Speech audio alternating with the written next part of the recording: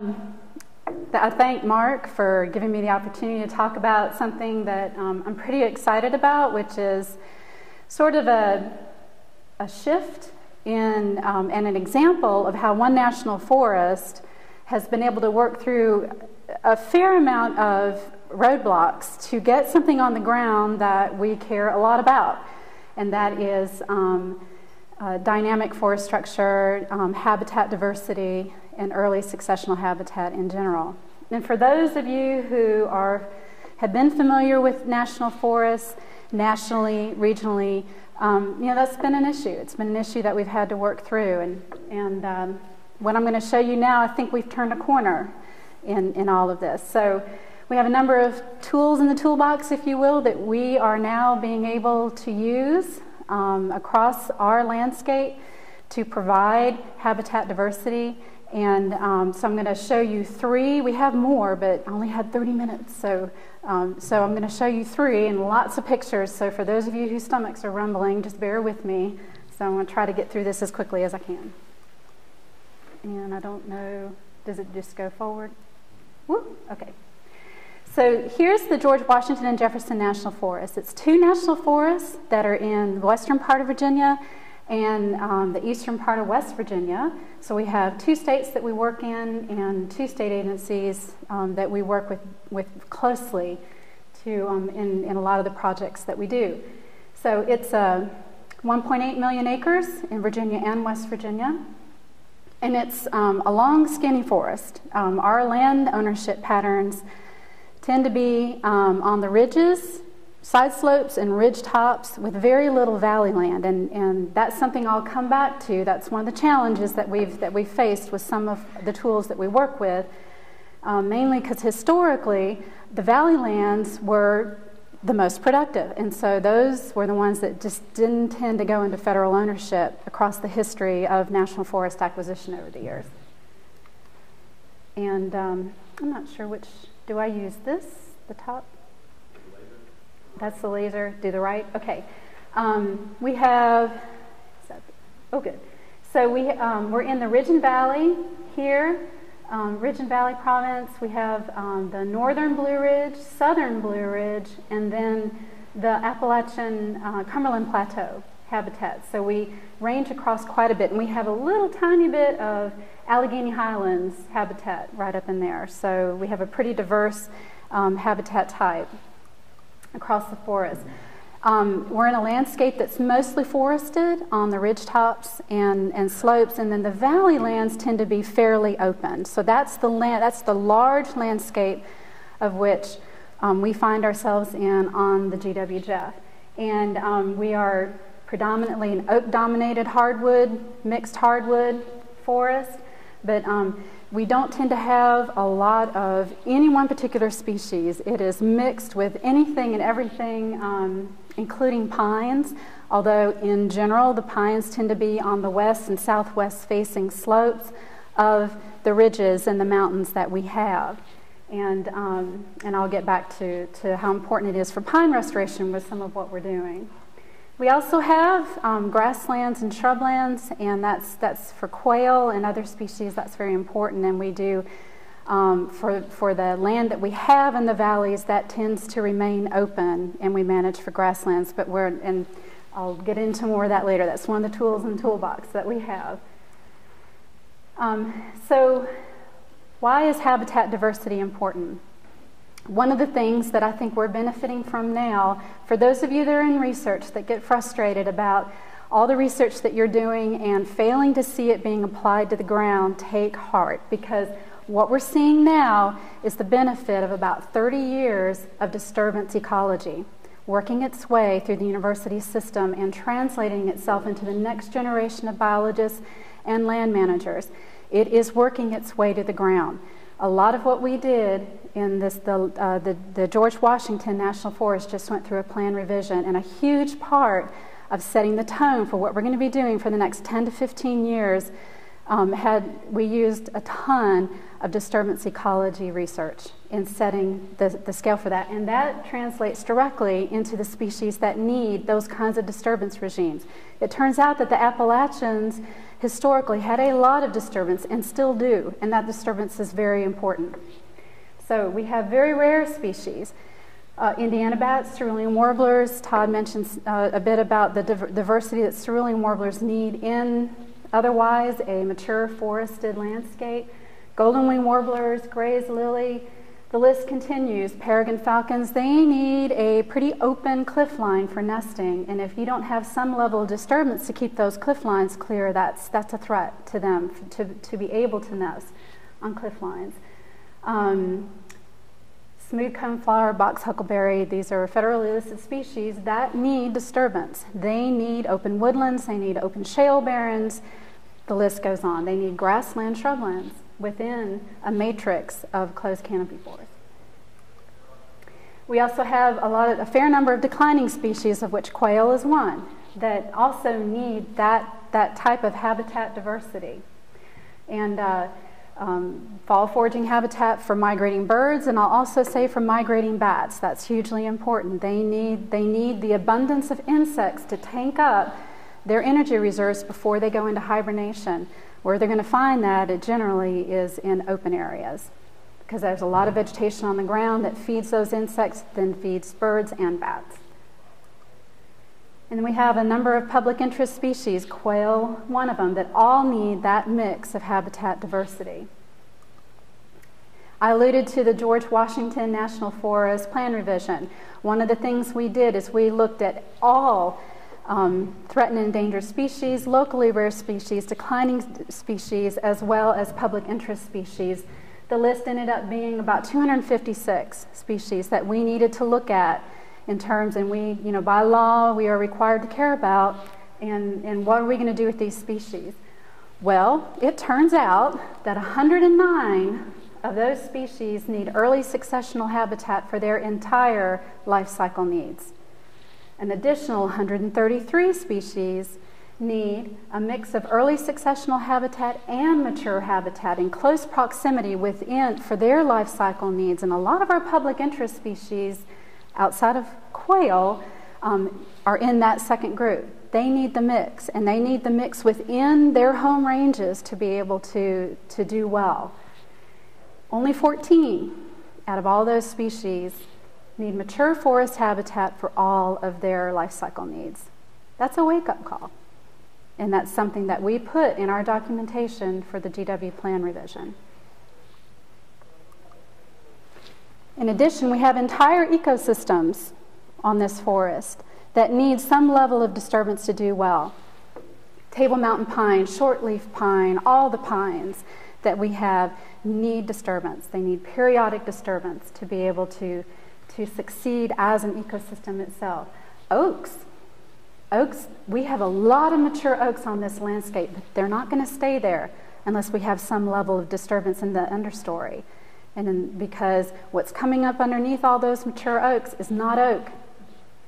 And if we don't do something in reintroducing disturbance regimes in the long run, we're not going to get oak back. American chestnut responds very vigorously to anything that allows, let me back up. American chestnut is still here. It's still alive, but it's a shrub right now. It's existing as a shrub species.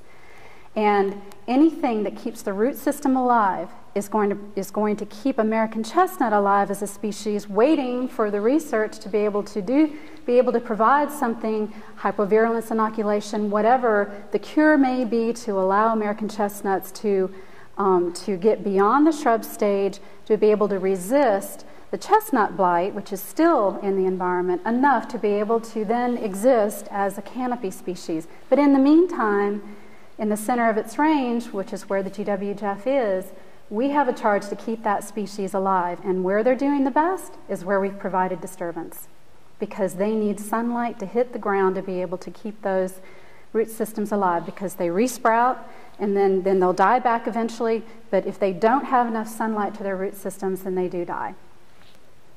And then grasslands and shrublands. That's a lot of species, not just quail, need grasslands and shrublands on this landscape. So here's one tool that we have in our toolbox: silvicultural management, timber management. We have a number of techniques that we use on this forest. modified shelter wood, some level of clear cutting, group selection, salvage cutting, which in the land of gypsy moth, we're able to take advantage of. And that allows us some greater flexibilities. We're able to, for instance, cut larger areas under salvage that we're not able to do under more traditional timber management, so we take advantage of that. Commercial thinning and then pre-commercial thinning. Pre-commercial thinning we found is hugely important because when you're generally pre-commercial thinning in the 20 to 30 year range, and it sets back succession. And for species like grouse, they need that kind of habitat.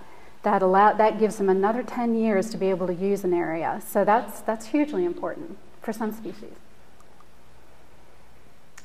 In the last 10 years, we've been able to affect about 34,965, about 35,000 acres, which if you look across the entire 2.8 million acres, it represents about 2%. If you go 20 years, which rough grouse will use habitat up to about 18, 20 years, sometimes a little more, especially if you use pre-commercial thinning, it allows them to use it longer than that. So I like to go beyond that 10-year frame and look at also 20 years. We were able to impact about 4% of the entire landscape. But for timber management, this is where we've had some significant barriers to be able to do timber management. Not all of the acres on the National Forest are suitable for timber management. We, as both forests combined, have the most wilderness areas, congressionally designated wilderness areas in the southern region. We have 27 and then counting. So, and those are designated by law, they're designated by Congress, it's a congressional action, and that tends to get very political, and we have varying levels of influence on how those are designated.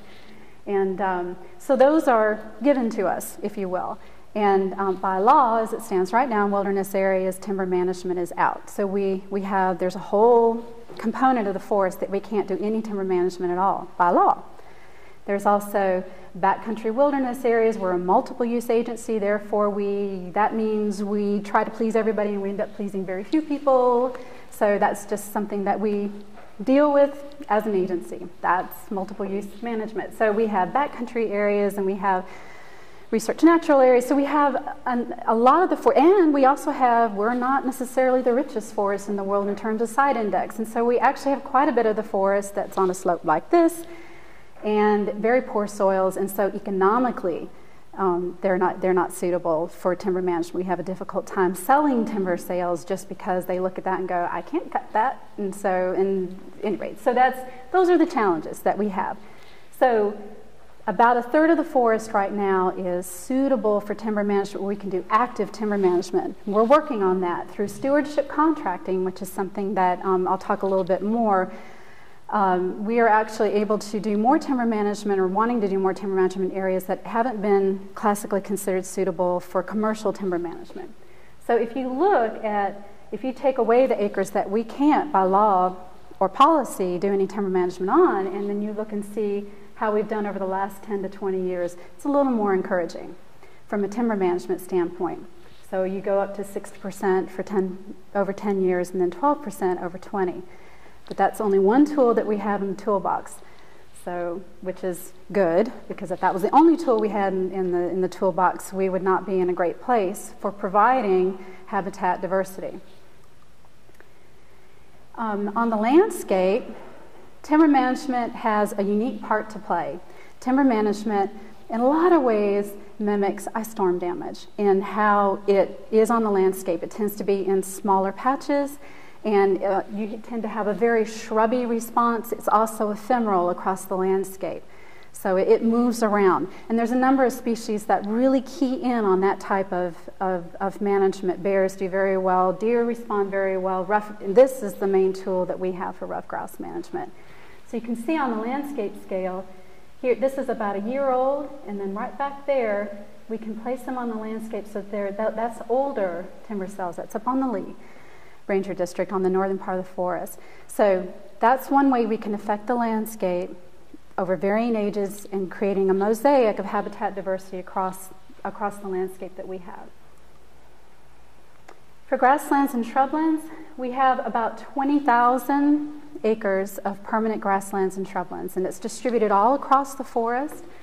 Our ownership patterns can make having grasslands and shrublands a little bit of a challenge for us, at least in having large grasslands and shrublands, and that we own very little valley land, and that's where you tend to have your highest potential of having high quality grasslands. But what we do have, we do tend to manage in a permanent grassland shrubland condition. This is up on Hidden Valley. We have golden wing warblers right in here. This is in Hidden Valley. It's one of our highest golden wing warbler populations, but also has a large native grass component, wetland native grass component. So we have loggerhead shrikes here, and they've had quail here on and off in the past. So we range anywhere from small wildlife management areas that are small wildlife openings that are about an acre in size, all the way up to very large grassland areas.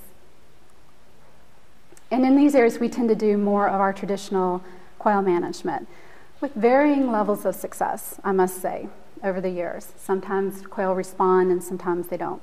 But this here is not too far. This is Oriskany Valley. This isn't too far from where those of you that will be on the field trip on Friday we won't actually go to this, but this isn't very far away from where we'll go on the field trip. We also do open wetland management associated with beaver restoration and beaver meadow management. This is actually up in some spruce habitat that we have up in the Allegheny Highlands, but that's extremely important habitat, and a lot of species respond to this. We also have active rangelands, and this is actually in the high country up in the southern Blue Ridge on the Mount Rogers National Recreation Area. This is actually not too far from the Appalachian Trail. So those that are hiking the Appalachian Trail get a wide variety of experiences, and one of those is longhorn cattle. So they're up there because they can eat more than just grass. They tend to eat shrubs, and so we're trying to keep the high country open, and that's one strategy that we're using. And then we also have the high country itself, which is quite large, about 4,000 acres. And that's very unique, high elevation grassland, shrubland habitat. But we've had a small but persistent quail population up here. This is over 6,000 feet in places, but they have been here for 18 to 20 years. And generally every year we get a hiker come in, through hiker that drops by the office because the trail goes right by the main office of Mount Rogers. He's also a birder, and he goes, I heard quail up there. So that's nice. But anyway, we're not sure where they go in the wintertime. It'd be a very interesting research project to see how this population survives the winter up here. But they do. We also have found that up on our ridge tops, that combination of mature forest and wildlife openings that we have, especially along roads up on our ridge tops, has turned out to be a very important wintering habitat for golden eagles, which we had no idea. For such a big bird, golden eagles do a very good job of hiding. And who knew that we had such a large population, but that's new information that we've had discovered in the last 5 years. So that's pretty cool. We also use the edges of our wildlife openings for chestnut restoration. We have several organizations that we are working with to try to restore blight-resistant chestnuts, and so that's another very important use that we have for wildlife openings. Prescribed fire is the third tool that we have third main tool that we have in our toolbox. And we've actually been able to do quite a lot of that, and which is very nice, because given that only a third of our forest is suitable for timber management, we can use fire. We're actually allowed to use fire in far more of these areas that we can't use timber management. We can use fire in, and so it's acceptable. We can also burn on a much larger scale than we can manage from a timber management standpoint, and the habitat's different. We generally average about 20,000 acres a year now for prescribed burning. That's greatly increased in the last 10 to 15 years, to where we now have over 89,000 acres in permanent prescribed burn blocks, which is about 5% of the entire national forest right now. The size of those blocks range. They range from 10,000 acres to over 5,000 acres in size. We burn in cooperation with the Nature Conservancy. We burn through the Wyden Amendment. We burn a lot with adjacent private landowners, and so this has been a very significant tool in the toolbox to create habitat diversity.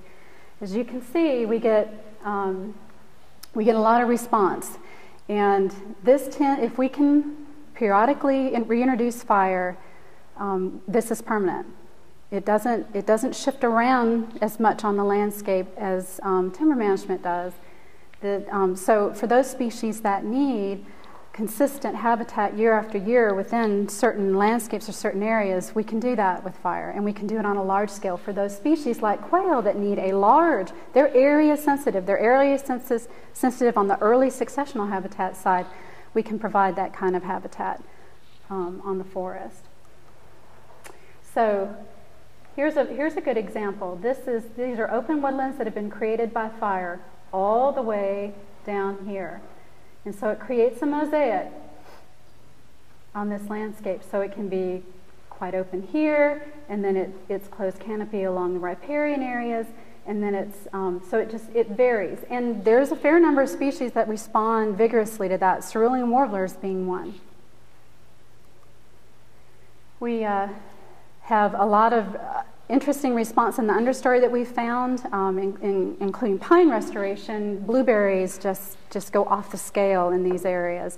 In fact, on Friday, for those of you that are going, you're going to be provided with a quart-size bag because there's so many blueberries out there. You can just pick and listen as you go and walk around. So it's really cool.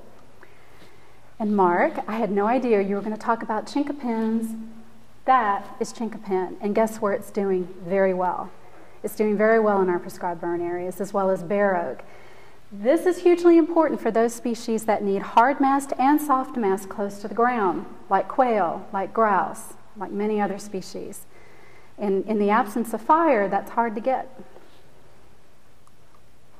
We also have had some interesting vegetation responses for those talking about expanding your audience. For those that like wildflowers, this is called liatris, or tall gay feather. And to give you some example of or perspective, I'm 5'8", and these are over my head in this. This is Caldwell Fields, and that picture was taken just last week.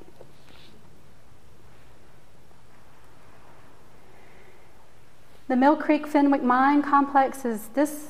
For those of you who aren't going to be able to go the field trip, this is what it looks like, and this is something that we're going to see on Friday as a potential for quail restoration. It's very large, and it's had a very dynamic response in the understory. It's very open. It has post oak woodlands, which is some of the rarest open oak woodlands that we have in Virginia. It's here, as well as table mountain pine, pitch pine, some shortleaf pine, and it's really cool to be out here. And this is what it looks like on the landscape. This is, in terms of partnerships, I think this is extremely important, because this is just part of the burn block that you see from the air. This is taken by a helicopter. In fact, this is taken by my husband, who's a forest ecologist on the GWJF, in a helicopter. This is just part. And here's the valley, which is largely privately owned, where we're also doing active quail management, Andy Rosenberger, for quail. So if we're able to restore open woodlands on these ridge tops and work in concert with the quail biologists here in the private lands that are adjacent, from a quail standpoint, you've now created a restoration complex that quail can respond to. And to me, and other species, many other species, to me, that's the hope for the future in this part of the world. So now here's the quail story. This is Second Mountain on the Lee Ranger District. In 2010, I was asked to be part of a group to be involved in something called an after-action review. because there was a lot of concern that the prescribed burns that had happened in this area created too much open habitat. It was killing all the trees. There was a lot of angst over this particular area, and so I was asked as a biologist to be part of the review team to see, are we really screwing this up or what's going on here? So in July, I walked out here with a group and we did a reconnaissance. We walked around in this area. And it was getting on in the afternoon. We were walking actually back to the trucks on a trail. And everybody's talking, and I hear a partial quail call. And I stopped dead in my tracks. In fact, I stopped so fast the people behind me ran into me. I was like, shh, shh, shh, shh. And it called again, and I went ballistic. And I'm sure they thought that I was absolutely nuts. I had lost my mind. But there were two males that were singing, Bobwhite, and a female that on the way to the trucks we actually flushed. So the first thing I did when I got back to the office was send an email to Mark Puckett. Mark, you've got to come up here. We've got quail that responded to fire. And we didn't know where they came from. This area is fairly close to Harrisonburg. It's in the big valley, the Shenandoah Valley, that you may have driven on if you drove on I-81. That great big valley is the Shenandoah Valley. And so we actually, you can see that's wide open. So we actually ended up being able to go out in September, and within 30 minutes we flushed 2 coveys of quail, a group of 9 and a group of 7, I think. And so Mark was in heaven, and so we really started looking at these areas going, okay, quail have responded. They were here. Why? So we've spent the last couple of years really looking at our prescribed burn areas, some of the biggest sperm blocks, and just rethinking how we should be managing for quail on this landscape, at least the Forest Service's contribution to that. Because we have an awful lot of woodlands, we have an awful lot of steep slopes, we don't have a lot of valley habitat. But if they're responding to this, then there might be some hope. So we're pretty excited. And that's one of the reasons why you're going to go out to Fenwick Mines on Friday, in addition to some private land as well that we're managing and thinking outside of the box. It's not traditional quail management, but we think it's going to work and work well here. So if we look at the combined, just these 3 activities, I haven't gotten into roads and roadside management, but you can add additional couple of percentage points to how that can be managed and for habitat diversity for quail. But just these combined activities of timber management, prescribed fire, and grassland shrubland management across 1.8 million acres, we've been able to affect about 8% over 10 years of the habitat and 10% over 20 years. That's a good start. I'm happy to see that. And I've been here 10 years. In a lot of ways, I feel like I'm just now, just getting the ball really going. And I'm fortunate to be on a forest that's proactive, has a great forest supervisor who's also a hunter, and that's good to see. And staff that get this, that understand disturbance regimes, dynamics, and the need for it. So we don't have a lot of internal obstacles. And we've been able to sell this story to a lot of non-traditional partners. I am on the Southern Wilderness Advisory Group for the Southern region as a biologist.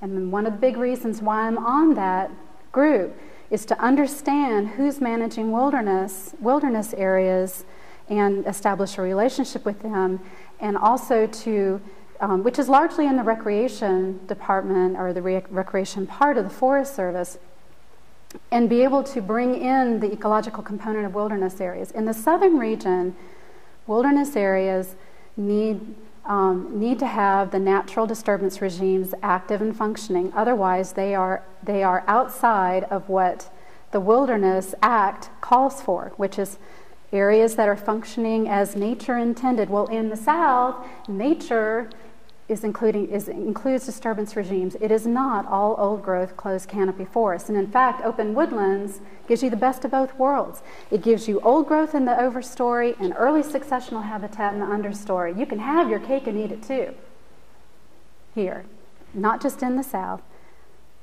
but you can have that in the Appalachians too. And we need a lot of it.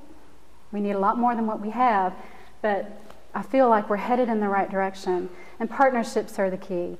We are so thankful for the 2 state agencies that we work with, VDGIF and West Virginia DNR. We've had very long-standing partnerships with them. And in the realm when there was so much concern about closed canopy forest and mature forest, which a fair amount of the last 20 years, as a biologist, I've really had to work with. They were the lone voices in the wilderness, if you will, saying, hey, early successional habitat is important. Don't forget that. And that's been very helpful to have, that voice saying, hey, you guys need to be doing more management.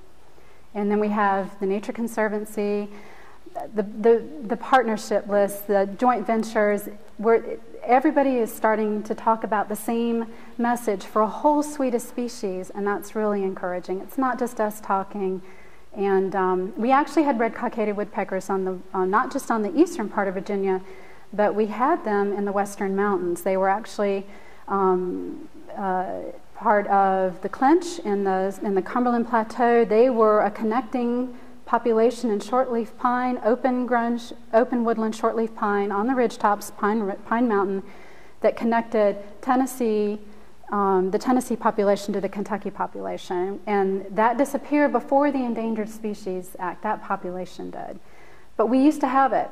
And the knowledge of that actually helped to sway some environmental groups that were adamantly opposed to any active management. But when they learned that, and all these other declining species that we have and the need for that, and when so many organizations were saying the same thing, it actually brought them into the group. We have not had an appeal for a number of years now, which we used to have quite a few for every single timber management. We haven't for a long time, unless it's hitting close to some areas like wilderness areas or areas that they hope to have wilderness areas in. So that's huge. That's hopeful for me. So that's my story.